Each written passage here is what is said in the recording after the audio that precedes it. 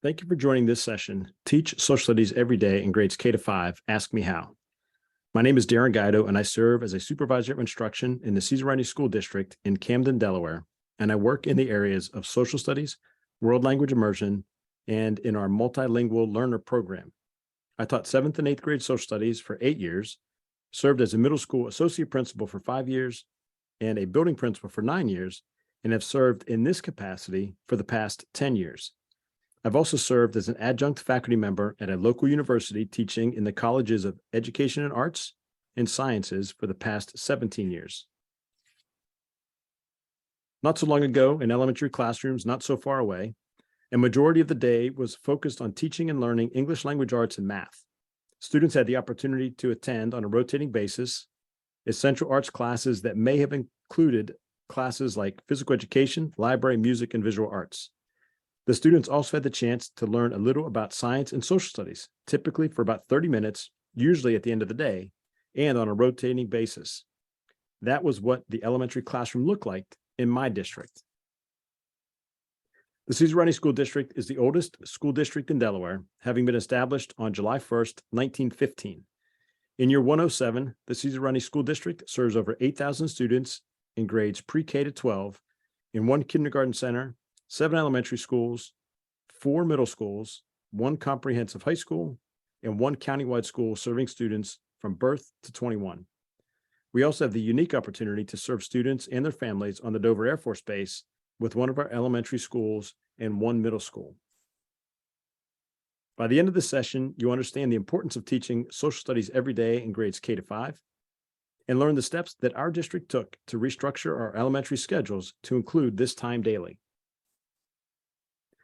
Why did our district make the conscious decision to adjust the traditional elementary schedule to include time for social studies to be taught daily? What steps did our district take to adjust the elementary schedules? And what resources did our district use to more than double the time students learn social studies content and standards? Many times in education, we're asked, what's your why? Why did you choose to teach in an elementary school? Why did you want to teach high school social studies? Why do you come back to school each day? In my district, we started to ask a similar question. Why do we only teach social studies for a combined half a year in grades K to 5? Our statewide assessment scores were relatively good compared to other districts, but they were hovering a bit below that 50% mark. We had to do better. In January 2020, our district's administrative team was in the midst of a discussion of Jimmy Casas's book, Culturize. In Chapter 3, Expect Excellence, Casas highlights 8 actions that encompass great leaders. One of those actions is if you want people to be less anxious, provide more clarity. I'm not sure what was happening in your state at the time, but in Delaware, there were a lot of challenges facing us. These were some of those challenges that we identified in January 2020. It seems like those challenges are still faced today. At the time, however, we were determined to take on as many of those challenges as we could. Thinking of those challenges and what was in our control, we addressed them by focusing on our instructional materials, the content knowledge of our teachers, the background knowledge of our students, and having the courage to make the necessary changes. Some of the questions we asked ourselves included, did we have the most appropriate high-quality instructional materials? Did our teachers know how to use them to teach the grade level standards? We were in the process of adopting new elementary ELA and science curriculum materials to be implemented in the 2021 school year.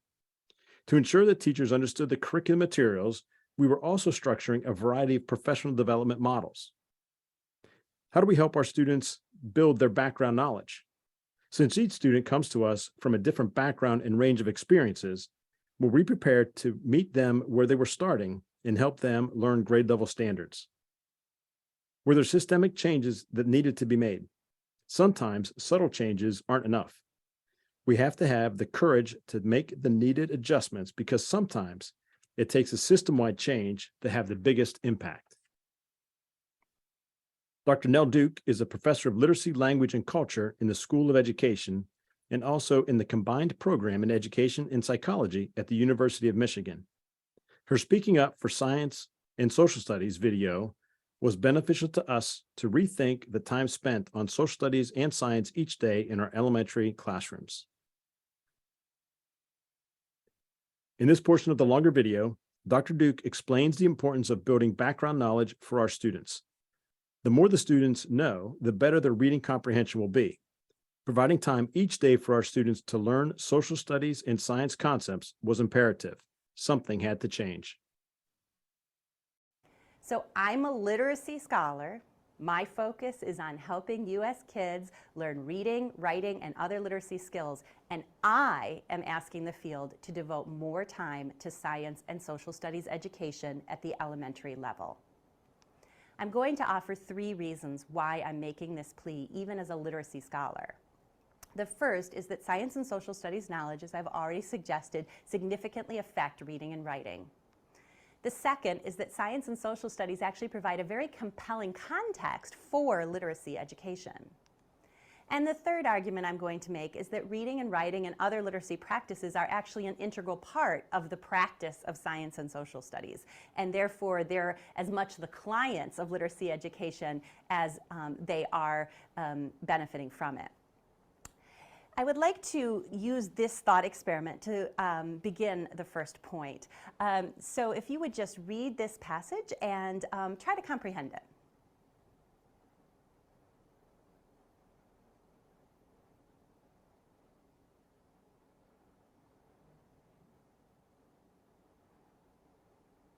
My guess is that you, most of you anyway, had difficulty comprehending this passage. It wasn't that you couldn't read the words that are in the passage fluently, but rather that overall you couldn't construct much meaning with this passage.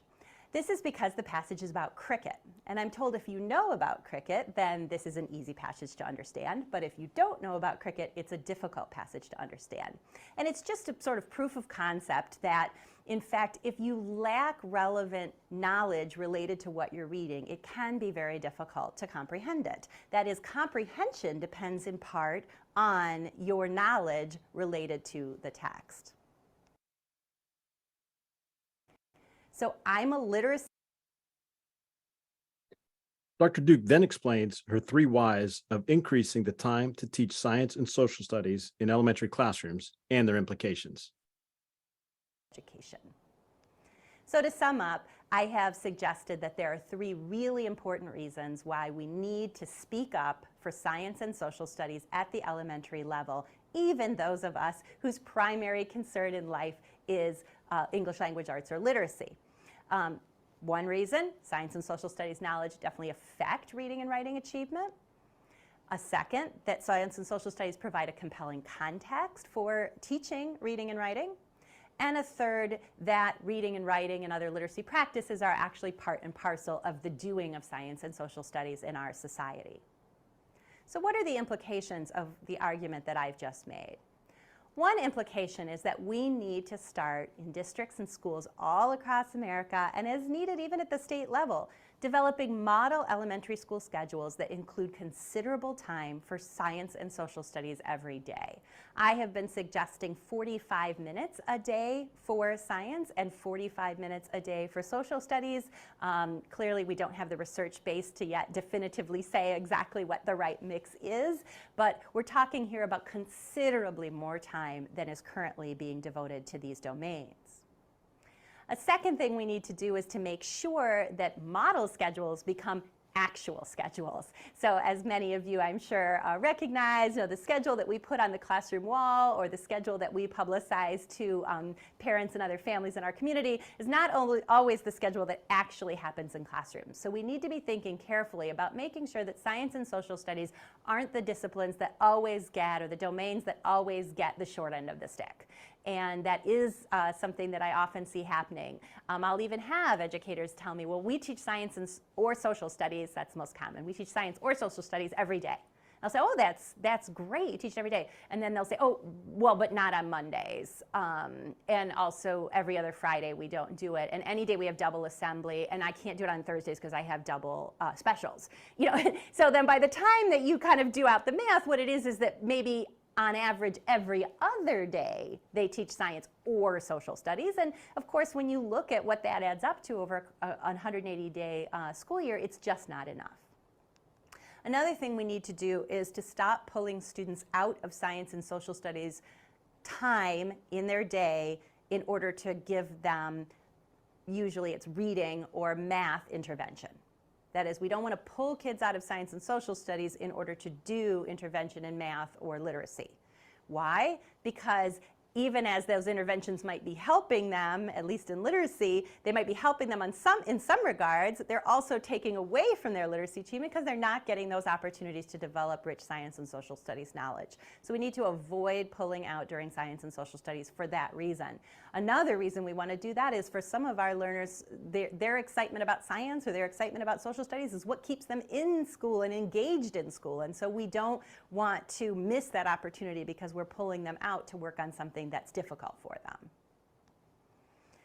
Another important implication of what I've been saying is that we need to teach much more of our literacy inside science and social studies. And I want to take just a minute here to talk a little bit about terminology. So the Common Core State Standards, for example, in the title say English Language Arts and Literacy. Some people use those terms synonymously, so they might think, oh wait, what does that mean if we say English Language Arts and Literacy? Typically, we're using the phrase English language arts in our field to refer to the work with literature, phonics instruction often falls under that, creative writing, sort of the parts of the day that are more like what you would expect later on to see in an English class. In contrast, the term literacy is actually meant to capture the reading, writing, and other literacy practices that happen in science, in social studies, in technical subjects, in health, and so on. And so literacy is really that broader term that encompasses really the whole day. So when I say much more of our literacy should be taught in science and social studies, I'm not suggesting that we try to do phonics during science, but I am suggesting that those kinds of literacy skills, the literacy knowledge, literacy practices that really deal with, for example, informational texts or deal with trying to obtain information and construct understandings with and through and along with text, that all needs to happen much more in our science and social studies part of the day. Finally, I think an implication of this work is that we really want to prioritize synergy. We want to think about where are those cases where we can have our cake and eat it too, where we can both get science and social studies put into the curriculum and into the day in meaningful ways, and we can continue to bolster important literacy knowledge and skills. Education. Building the background knowledge of our students was our goal, and we shared that it had to be a systemic shift. We were changing a schedule that had been used for many years. We also shared with the other district administrators that this change to the schedules had to be the actual schedule, not just the on-paper schedule. The big question was, where would we find the minutes for science and social studies to be included every day? It's been said that the only one who likes change regularly is a wet baby. We knew that making this change in our traditional elementary schedules to teaching science and social studies every day would be difficult, but we knew that it was the right thing to do. We were also very aware about the challenges of changing mindsets of school administrators and teachers. Change could be overwhelming, especially if more than one change is happening at the same time. Remember, we were adding new ELA and science curricula, as well as changing the schedule to include teaching science and social studies every day. We knew that in order to make these changes happen, we were going to have to develop a coordinated, ongoing professional development plan. The additional challenge to providing the professional development was the substitute shortage we were facing. We had to figure out how to provide this training without taking teachers out of their classrooms. When we felt like Sisyphus, we had to remind ourselves that taking this risk, adding 2 new curricular resources, and changing the elementary schedule to teach science and social studies every day would help to increase student achievement. To make the schedule change, we first explored our elementary Chinese and Spanish immersion schedules to see how students in those programs received instruction in those 2 content areas. In grades K-5, we follow a 50-50 immersion model with 50% of the day taught in English and 50% of the day taught in either Chinese or Spanish.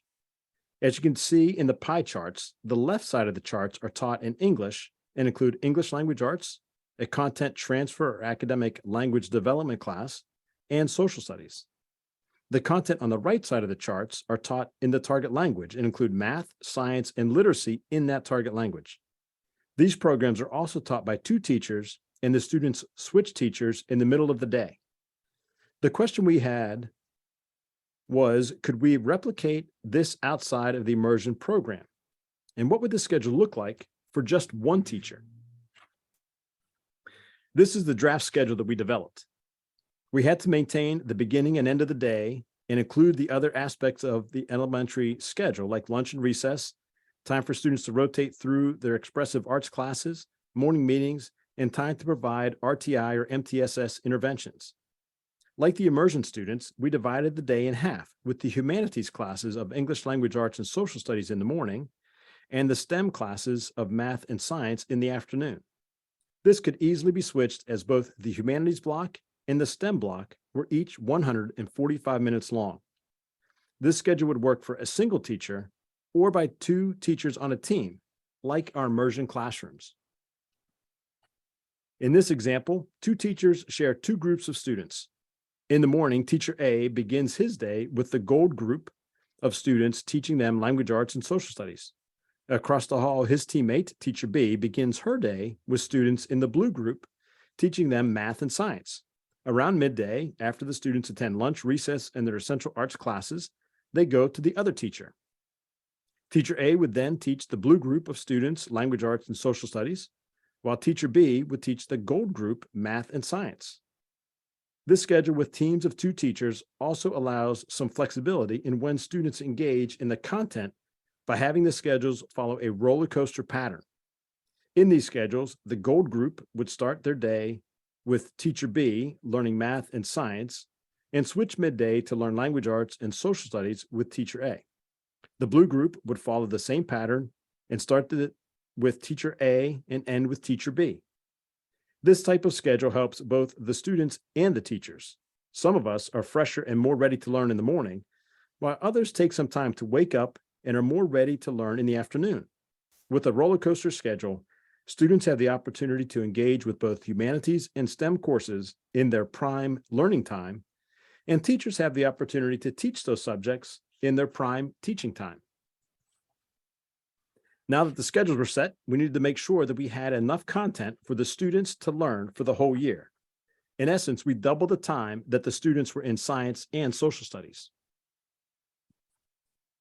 The Delaware Social Studies standards are divided into 4 strands: civics, economics, geography, and history. And each strand has 4 standards. Each of the 16 standards are not taught in every grade, but all are taught within the specific grade bands: K-3, 4, 5, 6, 8, and 9, 12. It is imperative that all of the social studies standards are taught in each grade band as they spiral up through the bands. For example, students need to learn the foundation understanding of government in grades K-3, as they will build on that knowledge in the 4-5 grade band. The students will further build on that combined understanding when they interact with the government standard in the 6-8 grade band, which will prepare them to engage with it more deeply in high school. Ensuring that the teachers would have appropriate and meaningful content to teach all year was the next challenge that we faced. As was previously shared, not all of the Delaware Social Studies standards are taught each year. The table at the top shows that 15 of the 16 standards are taught in the K-3 grade band. In our state, History Standard 4 content is not specifically taught, but it is taught through all of the other standards. For example, in the K-3 grade band, students develop an understanding of the similarities between families now and in the past, and awareness of major events and people in the United States and Delaware history. In the 4-5 grade band, students develop an understanding of Delaware history and its connections with the United States history from 1609 to modern day, as well as an understanding of selected themes in U.S. history. Working with teacher leaders across our schools and including additional standards, aligned curriculum resources created and curated by the University of Delaware, we expanded the social studies content so it could be taught every day. Then, March 16th, 2020 arrived and forced us to make additional adjustments to our plan. We were still moving forward with the adoption of new ELA and science materials in our elementary schools and implementing the adjusted schedules to teach science and social studies every day. With our remote and eventual hybrid schedules for the remainder of school year 2020 and through school year 2021, we found additional time to provide virtual professional development and found that this created much more communication across our schools. I also had the opportunity to work with outstandingly creative teachers across the district to turn our in-person curriculum materials into recorded lessons that could be accessed asynchronously. Using Schoology, our student learning management system, we created a curriculum repository course to house all of our curriculum materials. Teachers worked during the summer of 2020 to create recorded lessons that could be accessed asynchronously by their students. Creating the asynchronous lessons was truly a division of labor and helped to align the curriculum across our 7 elementary school buildings. The units are still available for teachers to use. Having these units recordings and curriculum materials is beneficial for students who are absent from school. Their teacher can assign an activity, provide the students the instructional video that accompanies the activity, and the students do not fall behind. This is one example of an elementary schedule for my district. As you can see, each grade has a designated time for social studies. It's highlighted in orange. This school is one of our immersion schools, and you'll notice that there are repeats of ELA and math or science and social studies before and after lunch. The schedule on the left-hand side is the English side of the day, or the English teacher's schedule. And on the right side is the Chinese teacher's schedule. And you'll notice that there are duplicates before and after lunch, or around midday, when the students would switch from the teacher on the left side to the teacher on the right side. I'm grateful to work in the Cesar Rodney School District, and I'm excited to assist in making systemic changes that positively impact our students. I'd like to thank SlidesGo for creating this awesome template used in this presentation. And I want to thank you for spending some time with me to understand the importance of teaching social studies every day in grades K-5, and to learn the steps that my district took to restructure its elementary schedules to include this time daily. If you have any further questions, my email and Twitter handle are shown on the screen, and links to the items presented as well as my contact information can be found by scanning the QR code.